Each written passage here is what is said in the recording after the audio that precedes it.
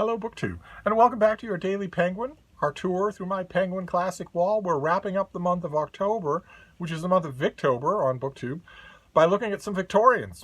We're not going to be done with the Victorians. There's still plenty of them. They're some of my favorite people to read, but I thought I'd concentrate on Victorians for the rest of October before we move into nonfiction November.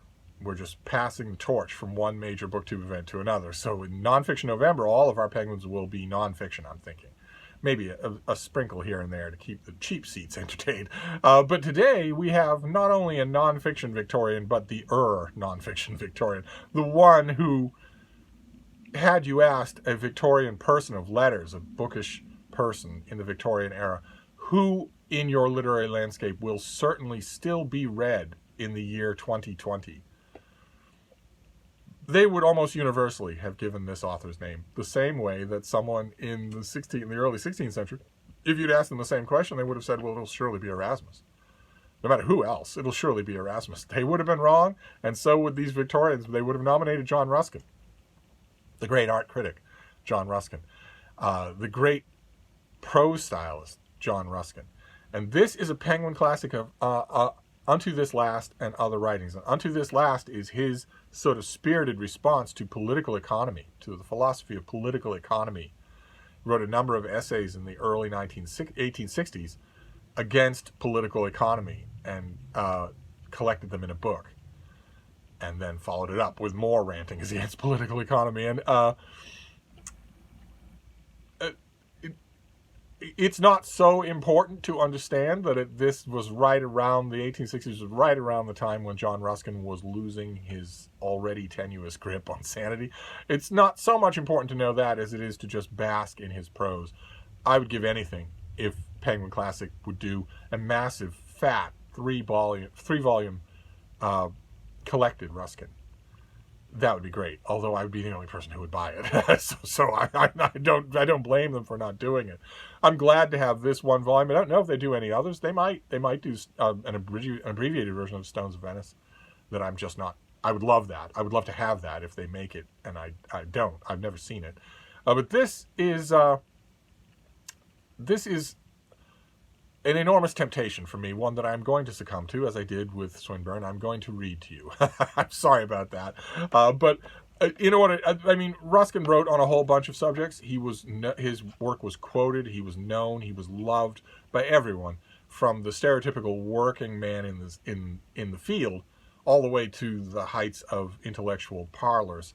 And I like to believe that a large part of the reason for that was the glory of his prose. How straightforward it is, and yet how powerful it is. So I want to read you just a bit from one essay called The Veins of Wealth. This is how The Veins of Wealth begins. The answer which would be made by any ordinary political economist to the statements contained in the preceding paper is in a few words as follows, and then he gives you a mock version of the best arguments of his opponents, the advocates of political economy. So that's what this next bit is. It is indeed true that certain advantages of a general nature may be obtained by the development of social affections, but political economists never profess to take advantage of a general nature into consideration.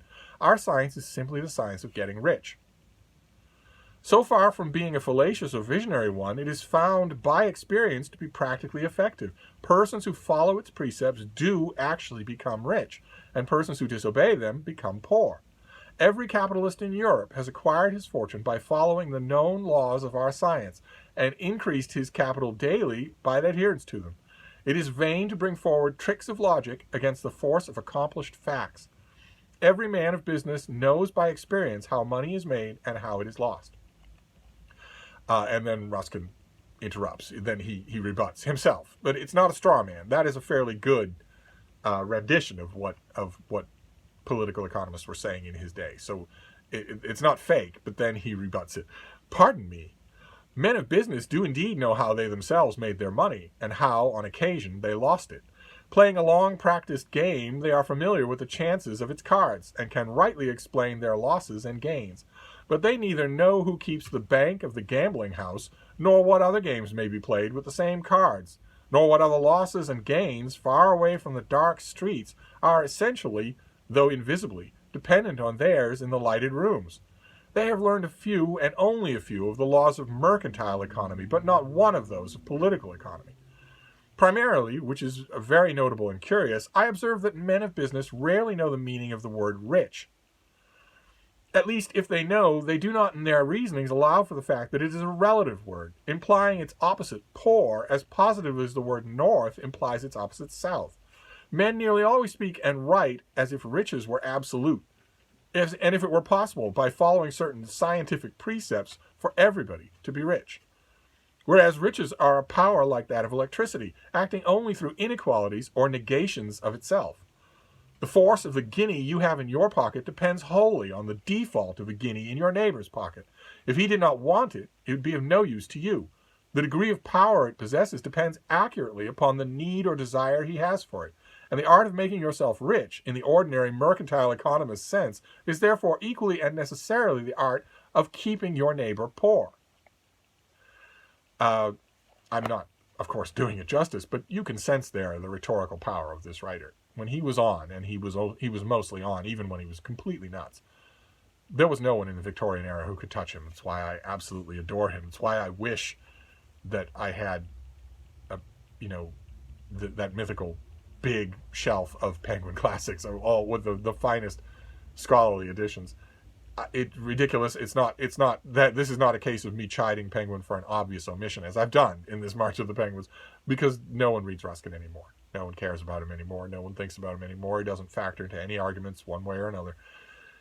So I'm viewing it as a blessing that Penguin even makes this, and I recommend it. Although the recommendation is a little bit hedged, as some of mine are, you're going to need a little preparation for Ruskin. There's no condescension there at all. It's just a simple fact. He is forgotten. So you will not have heard his name in school. You will not have been prepped for him in any way. So if you are interested in trying this author, I'm sure that everything that he wrote is free online at Project Gutenberg or anywhere else. If you're interested in trying him, what you need to do first is spend an hour or two reading about him and about the issues that worked him up. Read about his biography, as twisted and weird as it is. We read about the issues of his day and maybe a little about his popular reception. You can get all of that on Wikipedia. Or on, I'm sure there's a johnruskin.com. I'm sure there is. It's easy to do, is what I'm trying to say, is a point that I often make on this channel, which is that unlike any generation before you, you have the collected knowledge of humankind literally at your fingertips. You should take advantage of that.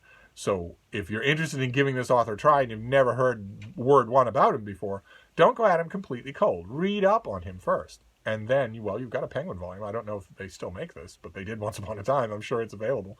And like I said, you don't need to pay for Ruskin.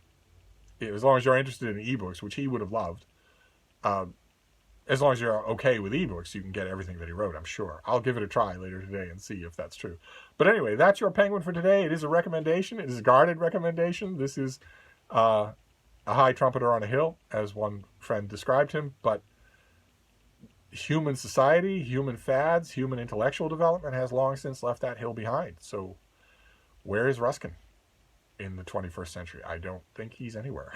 So you just have to know that ahead of time.